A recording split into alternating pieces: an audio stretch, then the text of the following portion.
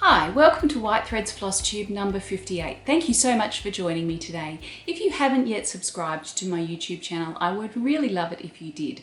It just helps YouTube to see that this is a popular channel and that they should promote it to other people. And that'd be great because the more people that get to see these things, the more worthwhile it feels for me to be doing it. So today I'm going to be talking to you about 5 books that have changed my life. The idea for this came from a friend of mine who has written an article. I saw a thing on Facebook this morning that he's written an article for a magazine, I'm assuming, 5 books that have changed his life. Now, he's a theologian, so I think his books will be probably quite different to mine, but there will, I think, maybe be an overlap. So the first book that I have to show you today is the Holy Bible. This is a book that has changed my life, and without it, I would be a very different person. The next book that I have to show you today is the Reader's Digest Complete Guide to Needlecraft. Now, this is a book that my parents gave to me probably when I was about 10 or 11. I think it was when I was in primary school. And after I received this book, I don't think I was ever bored in the school holidays or on weekends ever again. So I used to just work my way through it. There's embroidery, there's canvas work, as you can see here. There's patchwork, there's quilting, there's all sorts of stuff in it. And I just made things out of it. I tried out stitches, I tried out knitting patterns, I'd do a little square of Fair Isle using one of the patterns in here, and when I'd done that, I took it undone and did the next one. There was no point in keeping them all, it was just the doing that was really enjoyable to me. And it's where I first came across Hardanger. There is a little bit of Hardanger in here, and I made my first try. It was on a piece of, I think, probably calico with some stranded embroidery floss, and I just counted the threads very carefully, which wasn't really easy with calico. It's quite fine. And it was nothing like what Hardanger should be like, but it was my first try, and I liked it.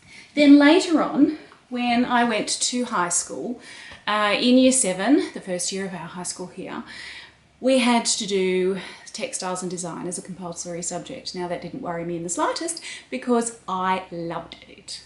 And I continued doing it as an elective from year 8 through to year 10. I didn't do it for my final years of schooling, I chose to do art instead. But I loved doing textiles and design for years 7 to 10. When we were in year 10, we had to do a sample of cross stitch, a sample of black work, a sample of Hardanger, and a sample of shadow embroidery. So they were just small samples about this big, and we did a small piece of each, and then we had to choose one of those 4 and make a large project. Well, I chose to do Hardanger embroidery. And this is the book that my mother bought me, which was my choosing, that I chose a project out of to make. So I'll just find it in the book. Probably should have done this before. Where is it? Okay, so this one here. So the octagon here. I looked at that and I thought, that's really nice. I could give that a go. But actually, it's not really big enough. So I made it 3 of these next to each other, so one here and one here as well. So mine was 3 times the size of that. I did do something different in the center, I didn't do that, but mine had 3. And that was the first piece of Hardanger that I ever did. And I entered it into the Royal Easter Show, the Sydney Royal Easter Show, which was the big agricultural show in Sydney that year, the next year, some year, and as part of the schools exhibit actually. At that time they had a schools class where the school would put in 6 items, and mine was one of the 6, and our school won that year. So that was really nice. So that was the 3rd book that changed my life. It changed my life because it really introduced me to Hardanger. It was the first Hardanger piece that I ever made.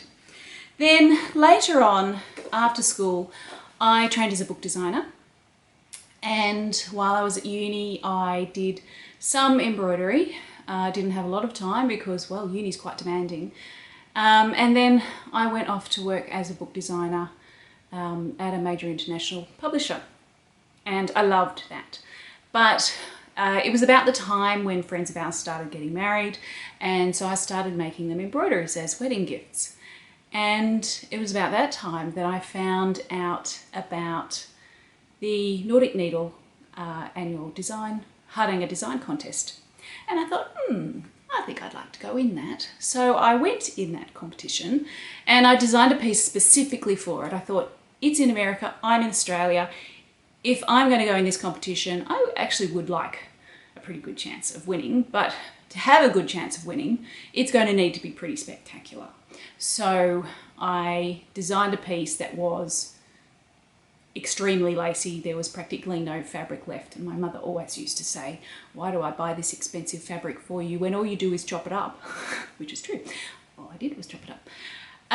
So I designed a piece, I entered it, and I was very fortunate in the year 2000 to be one of the people who won that year. So mine is that one there, which you probably can't see very well, but it's that one there, and that changed my life because after winning that, I sent out a press release to some of the local publishers of embroidery books to say that I'd won the competition.